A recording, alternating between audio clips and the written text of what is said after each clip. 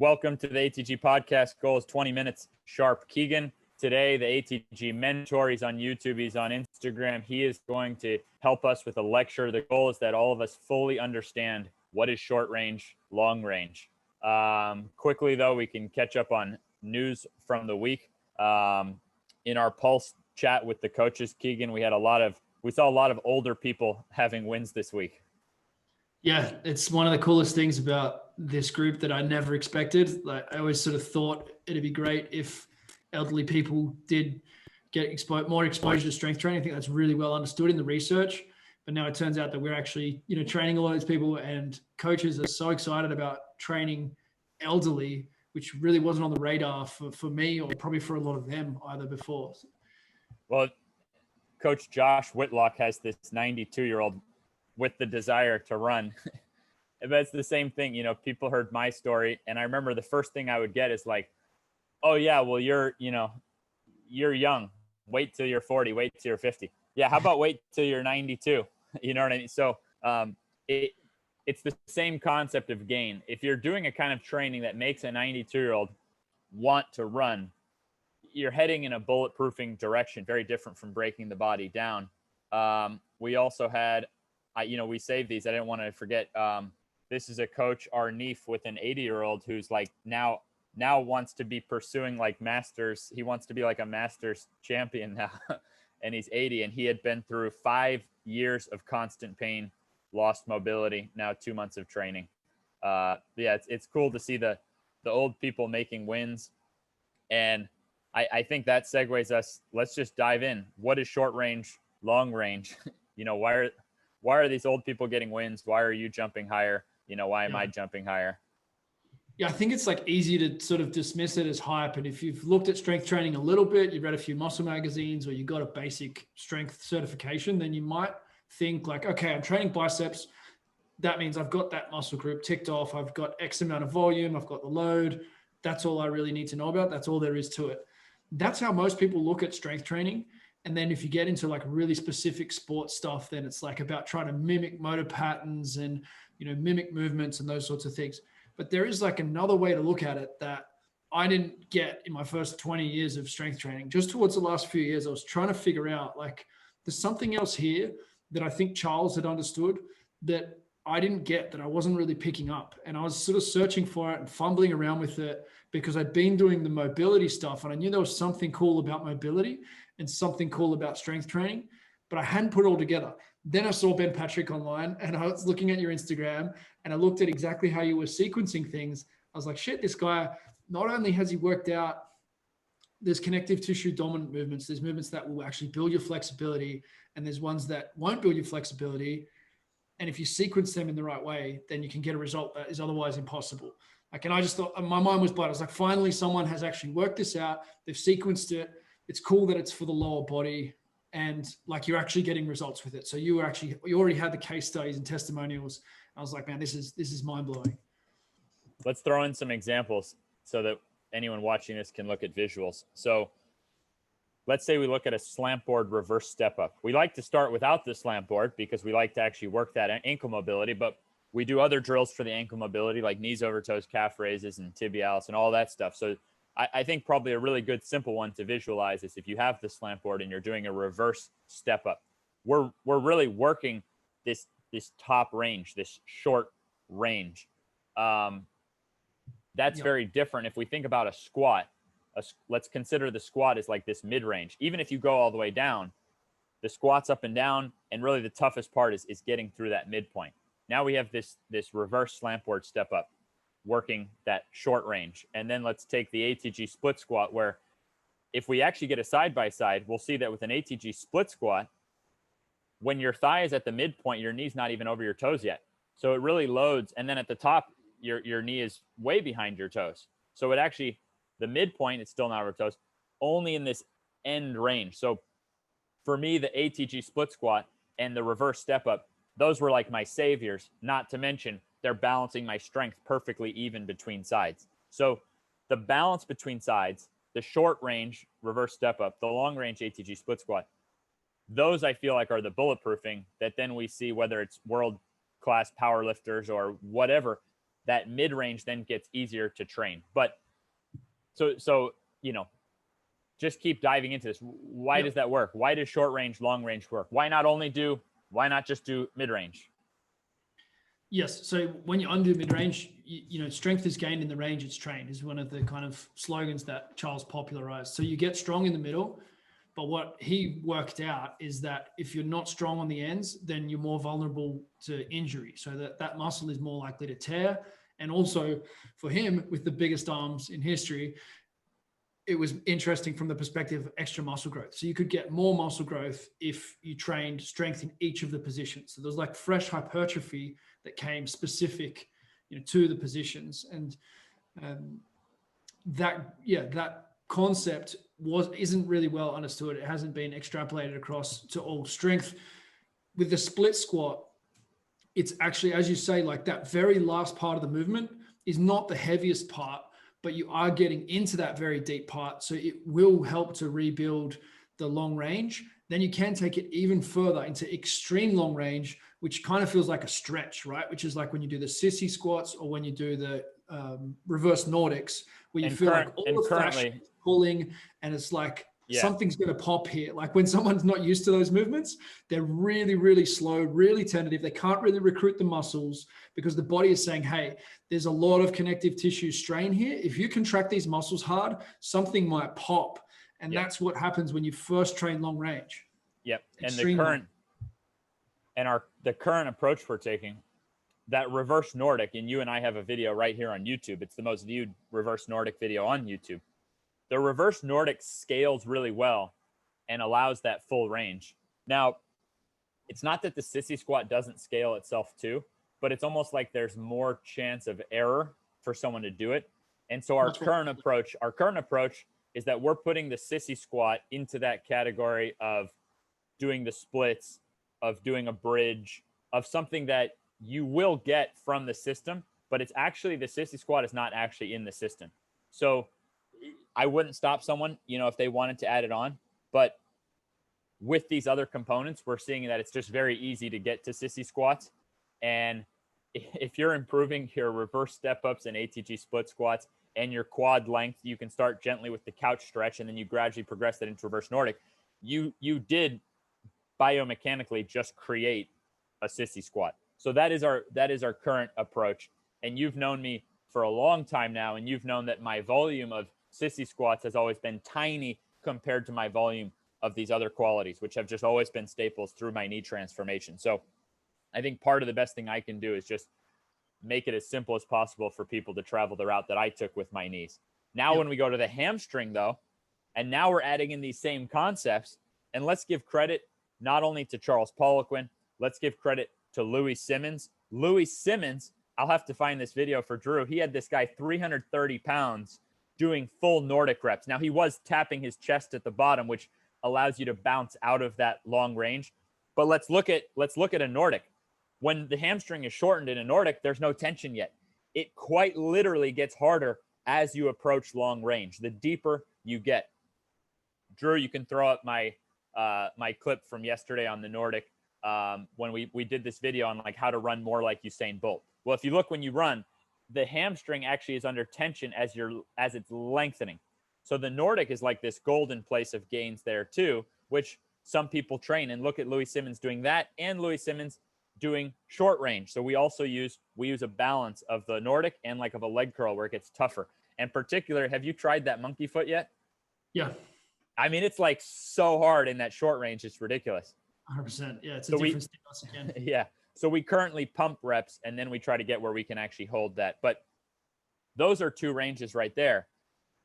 Now you add in for the hip, the most simplistic would be like a 45-degree back extension, because you kind of get to work the long range and you get to work the short range in a single thing. So that's my personal favorite, because I also get to work one side at a time and I get to safely go to failure. If I hit failure on a single-legged back extension, nothing happens. You know what I mean? But if I hit failure on some other back lifts, I feel like I'm potentially going under more stress. So I'm training not only my knee, but also my hamstring. And as we know, the hamstring acts as a knee flexor and as a hip extensor. So I'm training my knee extensors and my hamstrings as knee flexors and hip extensors in the short and the long range. I don't do traditional squats and deadlifts, but I wanted to point out some interesting math for someone. Let's say, and keep in mind, I'm a basketball player. Let's say I could squat rock bottom, let's say 300 pounds. I know I can do some more than that, but let's just, for math purposes, let's just compare, let's just take 5 reps. Let's say 5 reps with 300 pounds rock bottom. For a basketball player who's not very heavy, that would be very good. Yeah. Right. We're not comparing to people in those sports. But here's what I want to point out. When I do a 6-inch box and I throw a slant board on there, I can put my body weight on my back for 5 reps in a Poliquin step up. And my point is that now means I'm handling my entire body weight on one leg compared to a squat where you have 2 legs to handle your body weight, and my full body weight. So we're taking the math really of over a double body weight squat because it's one leg. I'll have to write this out as some math, like for an article. So what would be a mid-range single leg exercise? Would be like a pistol squat, right? So you can't even push off with that bottom foot. Same with the reverse step up. How many people are pistol squatting 5 reps with their body weight on their back? So my point is that you actually can train your muscle harder in the short range. And now let's look at an ATG split squat. Let's say I throw my body weight on my back for 5 reps all the way down an ATG split squat. Same thing. You're talking about you can actually get more concentrated load in the long range and the short range than trying to put it together in the mid range. So we also do this with high reps, right? If I tell you like, yeah, just, pump out 25 pistol squats, whatever, but we can really easily groove in super high reps in the long range or the short range. So it's not just that we're hitting ranges that most people haven't tapped into. I think that's a huge part of it. It's like newbie gains if you haven't trained them. You're also getting sort of I would say a mechanical advantage that you can get more concentrated strength training in those ranges. And 100%. that's why training those ranges recently helped. I've mentioned it, but it recently helped a guy who was plateaued at an 875-pound squat with knee pain, and he now busted through a 1,000-pound squat powerlifting without knee pain. It's the same force that allows me to jump higher. You're able to express more in that mid-range. Jumping is more of a mid-range activity. You're getting in that mid-range and having to explode out. So the better and more balanced you are between sides in short and long range on both sides of a joint. So now we're talking about if you just took your knee itself. So if we took Nordic and leg curls and Poliquin step ups, the slant board reverse step up, and ATG split squats, and we took both sides, you know what I mean? We're talking really about like 8 zones of strength.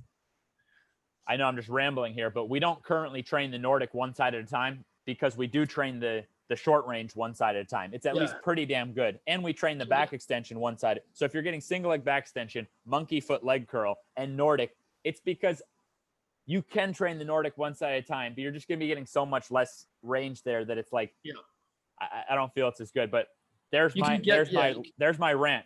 Give me some rant on short range, long range. Yeah. So you can get a bit wild with it, right? Like you can try to like cover every range, single leg, like unilaterally on every single.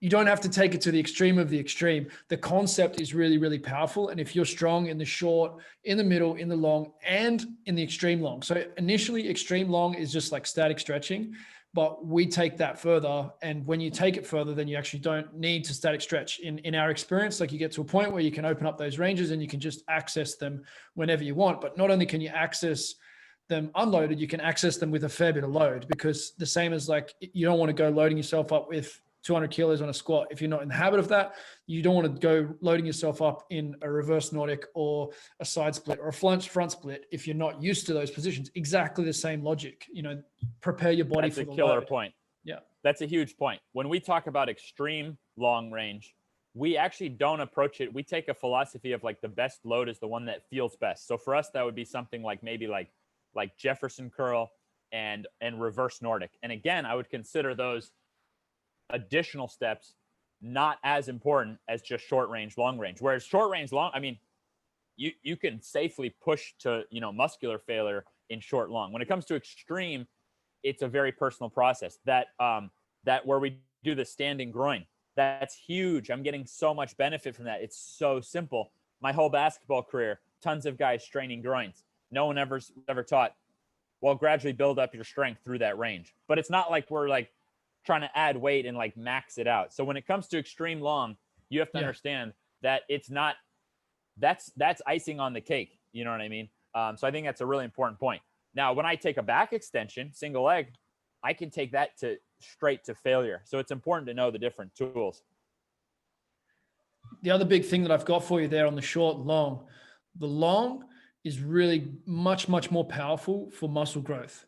So we're going to cause a significant amount of muscle damage. Inflammation is going to take longer to recover from. If you already have pain in the joint, then the long stuff is your enemy. You need to be very gentle, progressive, be very conservative with the long stuff and do the short work first. So think of the long as being the key for hypertrophy, the key for damaging the muscle. And then the short we can think of as building the mind-muscle connection. So it's very good neurologically. It causes a lot less inflammation. Okay, so sometimes as a coach, you don't want to cause a lot of inflammation. If you start working with someone and they've had like inflammatory issues in their body, which is a lot of people, starting with concentric dominant short range movements as being your intensity, which would be like the reverse out knee pain, which is the number one thing that everybody, if everybody in the world just started doing ROKP, the world would change dramatically in terms of metabolic and musculoskeletal health, overnight. So the short is where everyone can start. And then we need to be a little bit more conservative on stirring up that inflammation and muscle growth on the long and the extreme long. Yep. Just gave me a pretty cool realization, a cool way to finish out. We have like 3 minutes left. Tom Platz, arguably best legs in bodybuilding history. He's in his 60s, still teaching squat courses. Can you imagine the amount of, load this guy put on his knees? This guy's had an unreal, one of the greatest knee qualities of life of all time. Now check this out. His squat was legendary form. And the better your squat form gets, the more long range you're kind of hitting.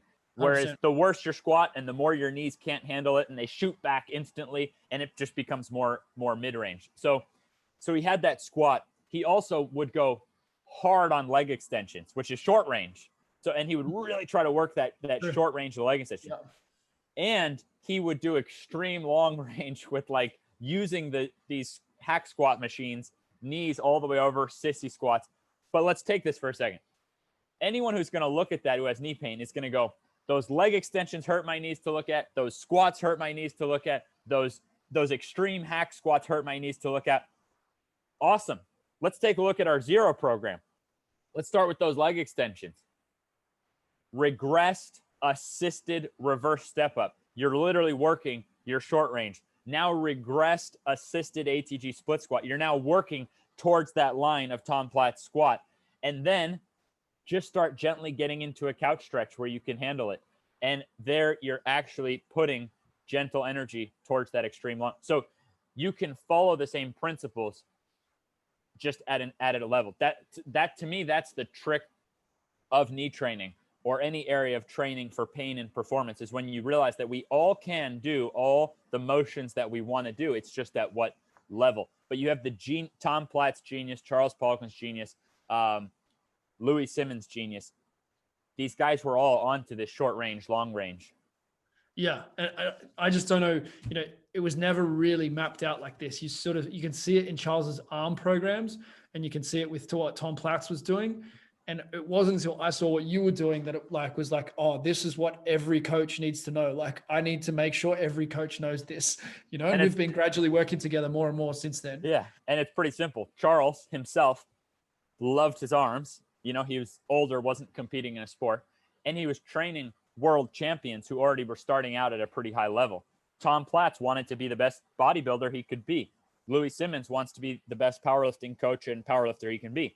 Me, I'm the ultra fragile guy, who wants to be not fragile. I've just applied. So it's the same principles applied to ultra fragility and then building the way out of it. Last thing I'm going to say, Uncle Drew, who's been my editor through all these videos, he's now dunking a basketball. And sadly, we didn't get that first dunk on camera when everyone goes crazy. Somehow they botched the film and they tried to look into the security camera. They couldn't find it. But when we started together, I was like, dude, you're going to be able to dunk. You know what I mean? And he's trained with me, with our ATG staff who are still there in Clearwater, Florida, just doing our programs. You know, he's a modest guy, an ultra hard worker. And then before we know it, it's like, oh my God, he's dunking a dodgeball. And now he's dunking. This guy who's played basketball his whole life. So, you know, he's shown, and now he's saying like, this is just the beginning, you know, like this guy's going to be throwing down. If my editor is throwing down dunks and you're a basketball player who thinks you don't have the genetics for it, he's paving the way and showing that you do have the genetics for it. It's giving hope to everyone. Everyone needs a little bit more of that. And that's everyone's journey is so important. Like, it doesn't matter whether you're going to play in the NBA or you're playing in front of your kids, like your journey, the person who's listening to this, it's your journey that matters most. If you get your journey to the next level, that's the best thing you can do to support ATG. That's the best thing you can do, you know, for your children's future. Like, that's the best contribution you can make to the world, is just get your own stuff to the next level. And even with the zero, I just want to touch on one thing with the zero, because I know we're closing out. Even if you can't even do the step ups, because I know the step ups are intimidating as shit to people as well. The zero is even better than that, in that you're getting a pump in the calves and the tibialis, and you're getting gentle work on the knees. And a lot of people isometric knees over toes at your level, potentially with 2 legs on that KOT calf raise. That's one of my favorite exercises. Yeah. If all I had was the KOT calf raise, because I do them single leg now, I do them high rep single leg or with weight. If that's all I had, I could play basketball the rest of my life without knee pain. If that's all I had. People miss that all the time. And I think, you know, that if people talk about isometrics and this and that, the way that program starts is genius, and it's really important. We have that buy-in concept in a lot of the programs. So even if you're like, I can't even do anything on my knees, give the other stuff a shot. Like, because people will miss that, and then they'll think, well, this isn't for me because I can't even do that step 1 that he just said. But it's like, no, you can, because that's 4. Not step 1. That's exactly. Yep. And the PVC pipes then are becoming really a game changer. They're so cheap, and they allow you to just get like a more natural, rather than kind of setting up chairs, they just allow you to get like a more natural assistance on steps 4, 5, and then possibly 6 when we add in squats. But anyways, well done, Drew. By the time we talk next, Keegan, next Thursday, I will have done a dunk session on Wednesday. I'm going to be attempting my dunk session in zero shoes. I have not been on a wood basketball court since I left Florida last June, over a year ago.